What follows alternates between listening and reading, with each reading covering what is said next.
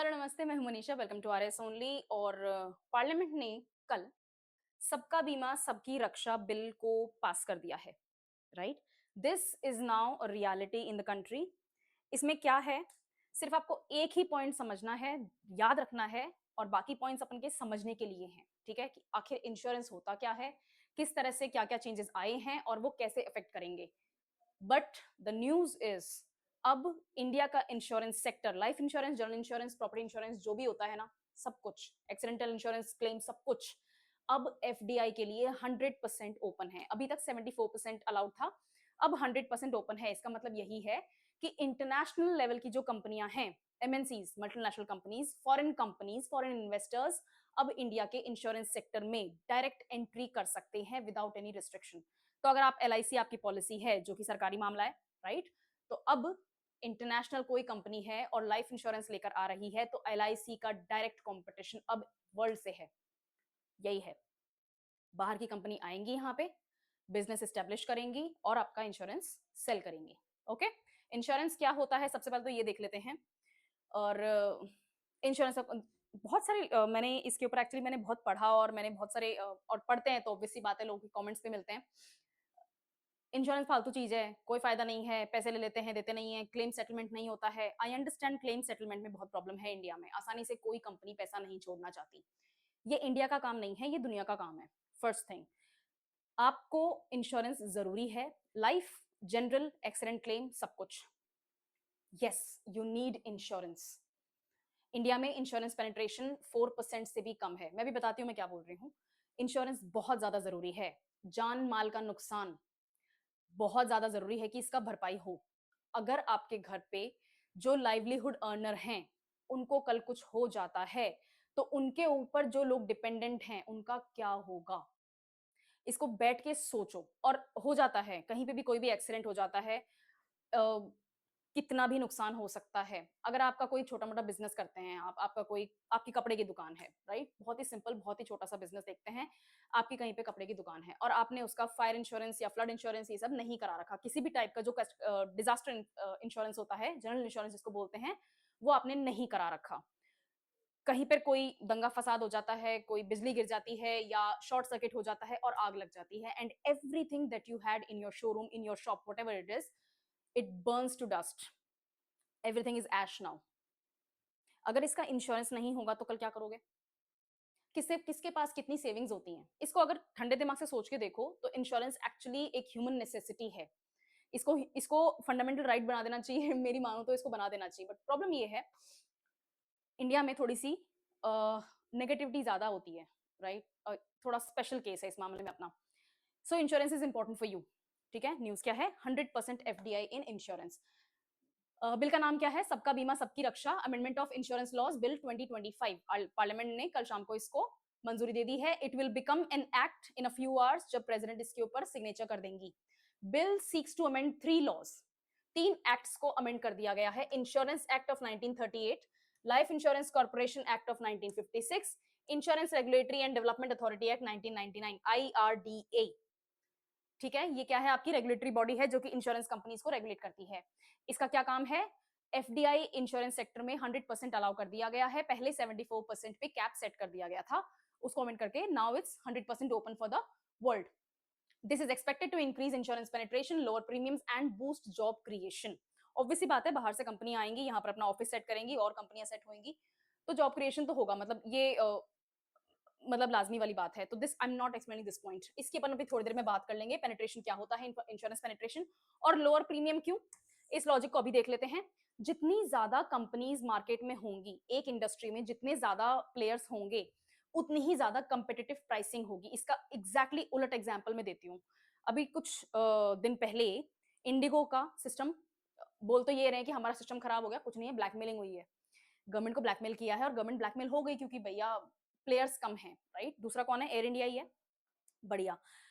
जब Indigo ground कर गई तो एक ही प्लेयर बचा और उनकी प्राइसिंग, आई अंडरस्टैंड उनके पास में बहुत ज्यादा डिमांड थी, तो डिमांड सप्लाई का गेम तो होता ही होता है।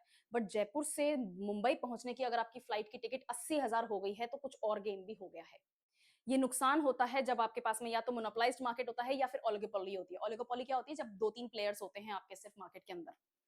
आपको ज्यादा से ज्यादा प्लेयर्स चाहिए चाहिए ताकि कंपिटिटिव प्राइसिंग हो सके, जैसे आपके टेलीकॉम सेक्टर में है, कितने सारे प्लेयर्स हैं, राइट? जिसके कारण क्या होता है, आपका जो इसको क्या कहते हैं, इंटरनेट, आपका जो इंटरनेट होता है वो सस्ता है, आपकी कॉल रेट सस्ती है, आपकी मैसेजिंग सस्ती है, व्हाट्सएप फ्री है। ये सारी चीजें क्यों हैं? क्योंकि बहुत सारे प्लेयर्स हैं। अगर आप कहीं पर कुछ पैसे भी डिस्टर्ब करोगे, इंक्रीज करोगे, India is a very price sensitive market, right? थोड़े से पैसे भी इधर उधर करोगे, कस्टमर आपका एक सेकंड में कंपनी शिफ्ट कर लेगा, कंपिटिटिव प्राइसिंग मिलती है। उसी तरह से इंश्योरेंस के मार्केट में भी होगा। अभी कितने हैं? नंबर वन पे क्या है? LIC है। उसके अलावा क्या है? फॉरेन फॉरेन कंपनीज जो यहाँ पर जॉइंट वेंचर्स की तरह काम करती हैं। आपने बजाज आलियांज का नाम सुना है?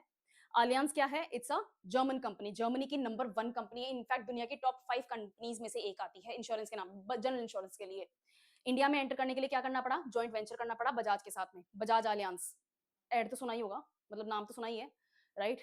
ओके, बजाज आलियांज है। अब आलियांज अपना इंडिविजुअल एक बिजनेस सेटअप कर सकती है, तो बजाज की रेट, ओके, आईसीआईसीआई प्रूडेंशियल या जनरल इंश्योरेंस की रेट और आलियांज की रेट, ये तीनों मार्केट में इंडिविजुअली कंपीट करेंगी। और कस्टमर जो होगा वो ये देखेगा कि सबसे सस्ता प्रीमियम, सबसे ज्यादा इंश्योरेंस अमाउंट में मुझे कौन सी कंपनी दे रही है, वो उसी के पास में अपना अकाउंट खुलवाएगा और LIC करवा लेगा या GIC का करवा लेगा, राइट? पॉलिसी करवा लेंगे वो।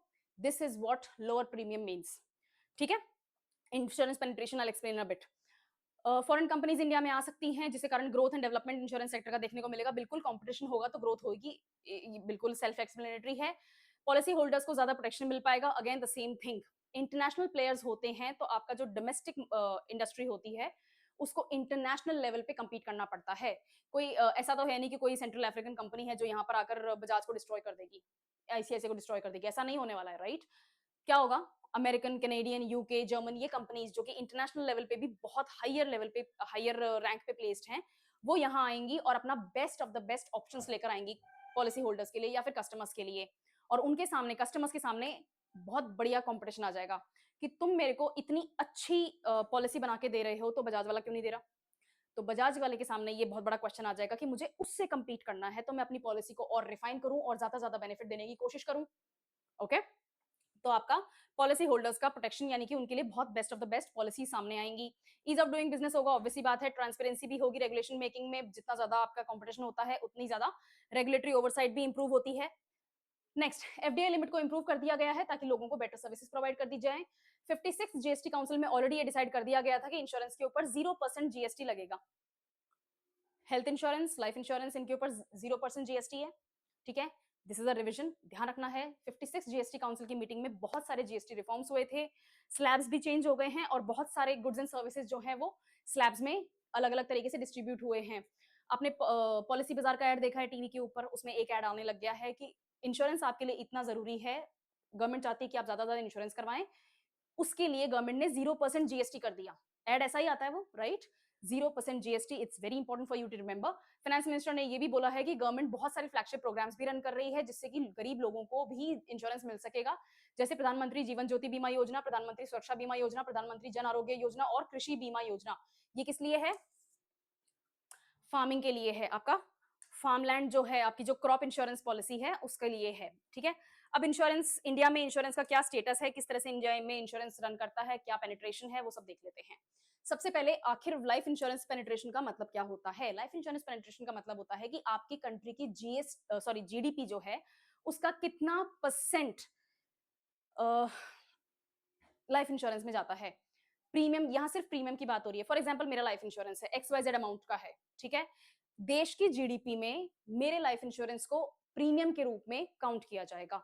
ये नहीं काउंट होता है कि मैंने कितने पैसे दिए, ये काउंट नहीं होता है कि अगर मेरे कुछ हो जाता है तो मेरी फैमिली को कितना इंश्योरेंस मिलेगा या कितना मिल पा रहा है। मैंने 2 ही प्रीमियम दिए हो चाहे से, लेकिन इंश्योरेंस तो पूरा मिलता है, राइट? मैं पूरा प्रीमियम दूं तो भी इंश्योरेंस पूरा ही मिलेगा, उसमें इंटरेस्ट ऐड हो जाता है because of the market volatility, but इतना ही है। टोटल लाइफ इंश्योरेंस देश में कितना प्रीमियम का है उसको जीएसटी के रेशियो में परसेंटेज के हिसाब से निकाला जाता है, उसी को लाइफ इंश्योरेंस पेनिट्रेशन कहा जाता है।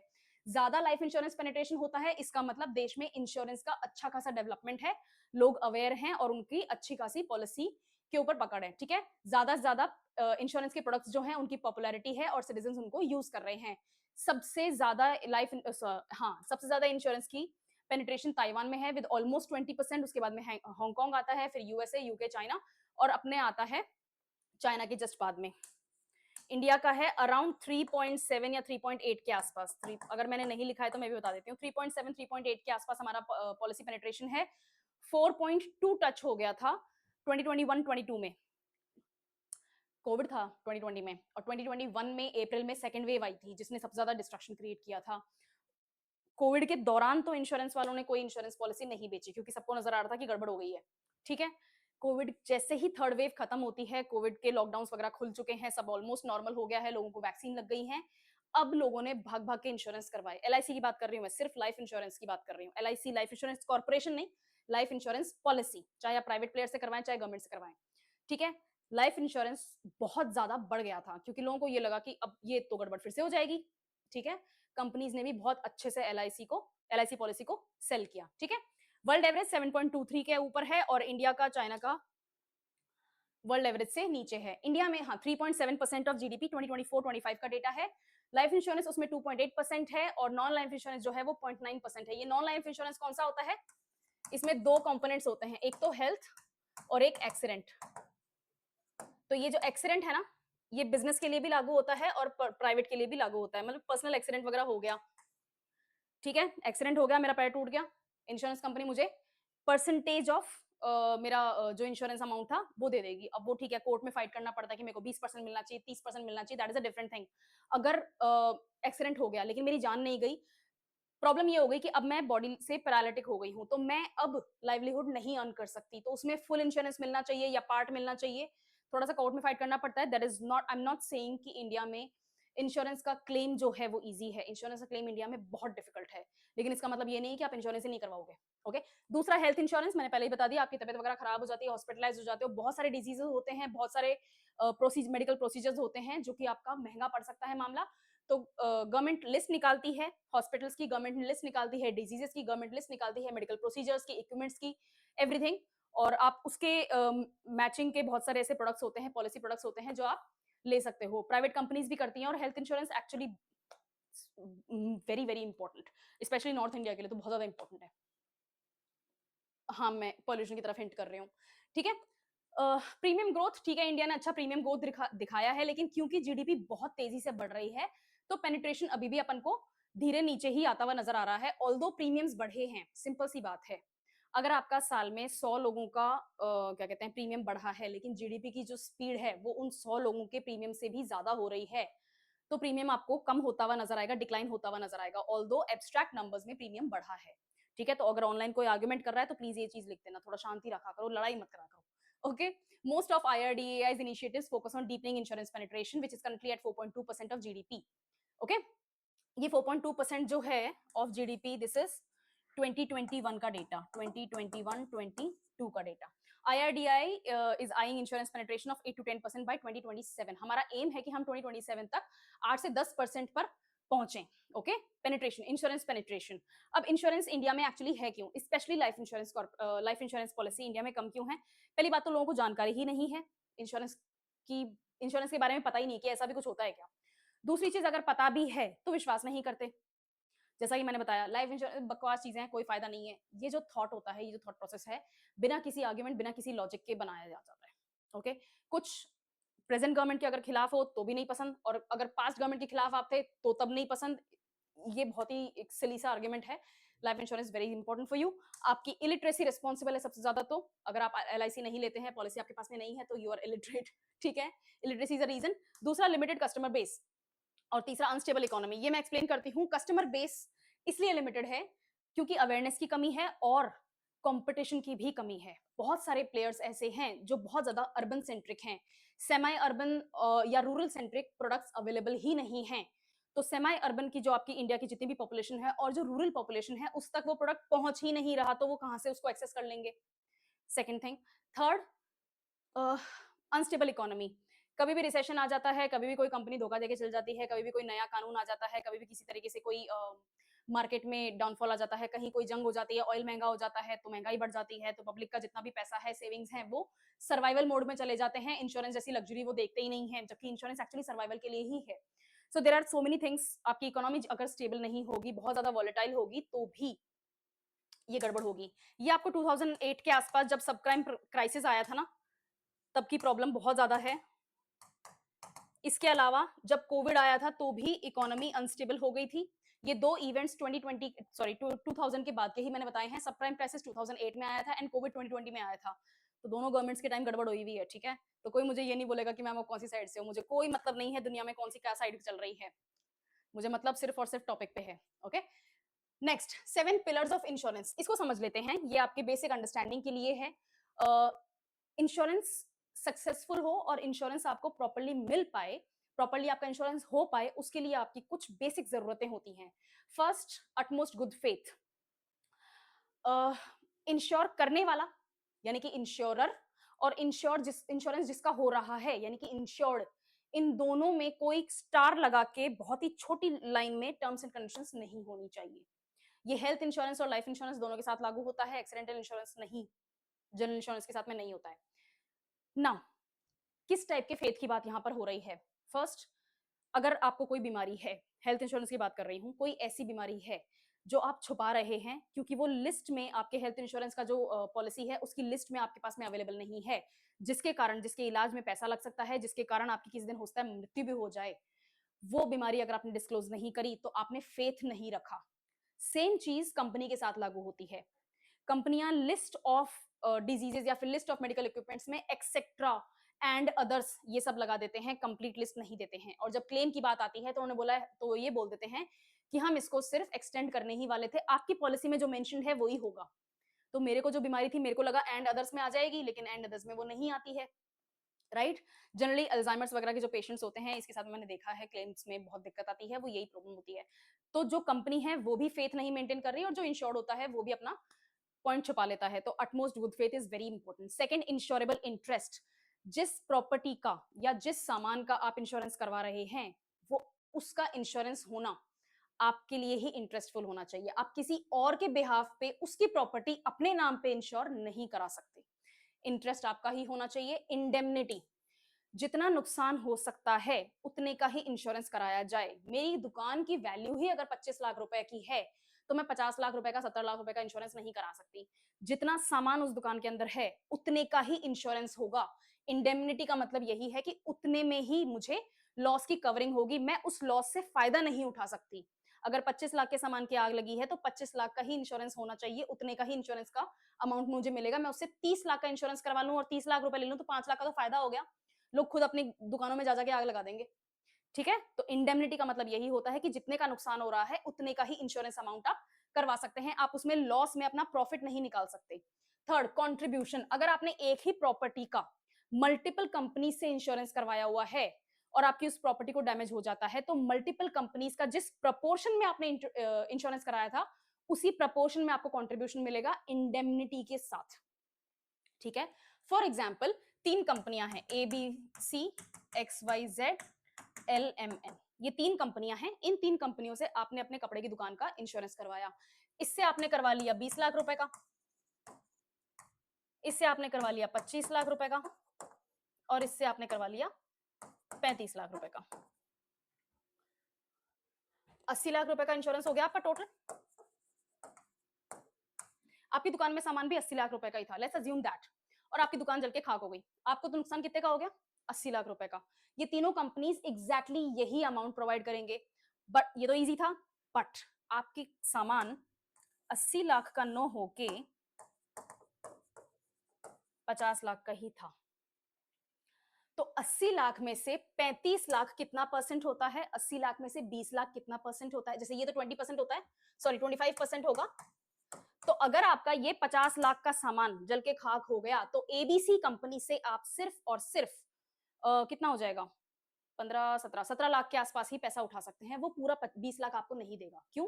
क्योंकि 25% ही लगता है। आपने टोटल इंश्योरेंस कितना कराया? 80 लाख रुपए का, उसका 25% कितना है? 20 लाख रुपए। सामान कितने का जला? 50 लाख रुपए का, इसका 25% कितना होगा? वो ही एबीसी कंपनी आपको देगी, पूरा अमाउंट नहीं देगी, ठीक है। तो कंट्रीब्यूशन प्रोपोर्शन के हिसाब से होगा।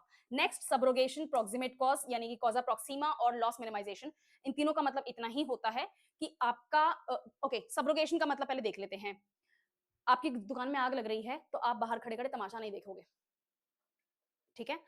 उस आग को रोकने के लिए जितनी ज्यादा मेहनत और जितनी ज्यादा कोशिशें आप कर सकते हैं वो आप करेंगे और प्रूव हो जाएगा, ठीक है, पता चल जाता है। इनके जो इंश्योरेंस ये जो एजेंट्स वगैरह जो आते हैं ना इन्वेस्टिगेशन में, इनको सब पता चल जाता है। ओके, तो आपको उस नुकसान को रोकने की पूरी कोशिश करनी है। प्रॉक्सिमेट कॉज, कॉसा प्रॉक्सीमा, इसका मतलब यही होता है कि जिन जिन कारणों से आपका नुकसान हुआ है उसमें सबसे इमीडिएट कॉज क्या था उसका पता लगाया जाता है। अगर आपने जानबूझ के खुद कर दिया, आग आग लग गई, ठीक है, बाढ़ भी आ गई, मैं तो कहती हूँ बिजली भी गिर गई, सब कुछ बर्बाद हो गया, राइट्स भी हो गए, उसमें भी हो गया, लेकिन कॉसा प्रॉक्सिमा यही माना जाएगा कि जो इमीडिएट कॉज था जिसके कारण ये प्रॉब्लम पूरी की पूरी ये नुकसान हुआ है, उसका आइडेंटिफिकेशन होगा। और लॉस मिनिमाइजेशन का मतलब यही होता है कि वो आपका सिर्फ और सिर्फ जो नुकसान हुआ है उसको मिनिमाइज करने की कोशिश करेंगे। इसमें कॉन्ट्रीब्यूशन एज इट इज यहाँ पर पॉइंट आ जाता है। ये 7 पिलर्स ऑफ इंश्योरेंस आपको अदरवाइज पता होने चाहिए, इसलिए मैंने यहाँ कवर किए। नेक्स्ट, पहले एफडीआई किस तरह से इंडिया में होता था इंश्योरेंस में? 2001 तक 26% अलाउ था, 15 में सरकार आई तो उन्होंने 49% कर दिया, 2021 में 74% कर दिया, और अब 2025 में 100% इंश्योरेंस अलाउड है। क्या चेंज हो गया कि फॉरेन कंपनीज जो हैं अब इंडियन इंश्योरेंस फर्म्स को फुल्ली ओन भी कर सकती हैं या फिर वो अपने खुद के सब्सिडरीज भी अलाउ कर सकती हैं। मैंने बजाज आलियांस का एग्जांपल दिया था, अभी तक क्या था, जॉइंट वेंचर के हिसाब से काम कर रहे थे। बजाज आलियांस कब आया था? जॉइंट वेंचर की तरह से काम करते थे बजाज और आलियांस। अब क्या हो सकता है, आलियांस खुद अपना ऑफिस इंडिया में इंडिविजुअली इंडिपेंडेंटली खोल सकते हैं और इंश्योरेंस पॉलिसी सेल कर सकते हैं। इसका सेफगार्ड यही है कि 100% एफडीआई देने के बावजूद इंडियन मैनेजमेंट प्रोवाइड किया जाएगा और आपके जो की फंक्शंस हैं वो मैंडेटरी रहेंगे, उसमें आप कोई चेंजेस नहीं कर सकते। उसके बावजूद आपको आईआरडीएआई का अप्रूवल जरूरी है और पॉलिसी होल्डर्स के जो बेसिक इंटरेस्ट हैं उनको ही प्रायोरिटाइज करना पड़ेगा।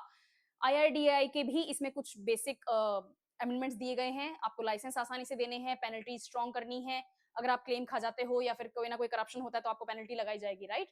और अप्रूवल्स भी फास्ट किए जाएं, अगर आप मर्जर में आना चाहते हो, शेयर ट्रांसफर करना चाहते हो, शेयर इन्वेस्टमेंट करना चाहते हो या फिर नया प्रोडक्ट लॉन्च करना चाहते हो, नई पॉलिसी लॉन्च करना चाहते हो, तो इसको भी जल्दी से जल्दी अप्रूवल दिया जाए। और री इंश्योरेंस को भी रिफॉर्म किया गया है। सबसे पहले तो देखते हैं री इंश्योरेंस होता क्या है। री इंश्योरेंस का मतलब होता है एक इंश्योरेंस कंपनी है, ठीक है, उसके पास में प्रीमियम आ रहा है, उसके पास में बहुत सारी पॉलिसीज उसने सेल कर दी हैं, बहुत अच्छा खासा बिजनेस चल रहा है, लेकिन कल को कोई कैटास्ट्रोफिक प्रॉब्लम आ जाएगी, ठीक है, जैसे कोविड आया था, तो इंश्योरेंस कंपनी खुद अपने बिजनेस को भी किसी दूसरी इंश्योरेंस कंपनी से इंश्योर कराती है।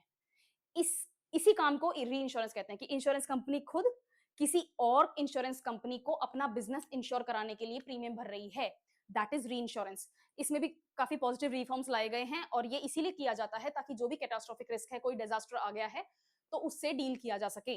2008 में I remember I was in school at the time, I was in college, और 2008 में मेरे को याद है बहुत ज्यादा सब प्राइम क्राइसिस हुआ था, मार्केट डाउन आ गया, तो बहुत से लोगों ने सुसाइड वगैरह कर ली थी। It was a bad time, it was really hello, right. और इंडिया में फिर भी बहुत ज्यादा फर्क तो नहीं पड़ा था, लेकिन बाहर बहुत तकलीफ हुई थी, स्पेशली अमेरिकाज में बहुत ज्यादा प्रॉब्लम आई थी। जिन कंपनीज ने उन लोगों का, जिन्होंने सुसाइड कर लिया, उन लोगों का लाइफ इंश्योरेंस कर रखा था ना, वो कंपनी बैंकरप्ट हो गई थी। हाँ, इतनी ज्यादा सुसाइड हुई थी, बट कंपनीज बैंकरप्ट हो गई। तो जो पैसा उन कंपनीज का बैंकरप्ट, जो बैंकरप्ट हो गई, वो पैसा एज इट इज गायब हो गया, राइट। इन कंपनीज ने अगर किसी और कंपनी से अपना इंश्योरेंस करवाया हुआ होता तो ये जिन्होंने सुसाइड कर ली है, कम से कम इनके किथन किन को, जो बेनिफिशियरीज हैं, उन तक वो इंश्योरेंस का पैसा मिल जाता, क्योंकि ये कंपनी बैंकरप्ट नहीं होती फिर। तो ये री इंश्योरेंस का कॉन्सेप्ट जो है एक्चुअली पुराना है, लेकिन उस टाइम पता चल गया था कि री इंश्योरेंस कितना जरूरी है, राइट। सो री इंश्योरेंस के अंदर भी बहुत सारे रिफॉर्म्स लाए गए हैं। पॉलिसी हाँ, इसमें अब बहुत सारा, आई थिंक 10,000 या कुछ ऐसे ही करोड़ का इसमें आउटले दिया गया है।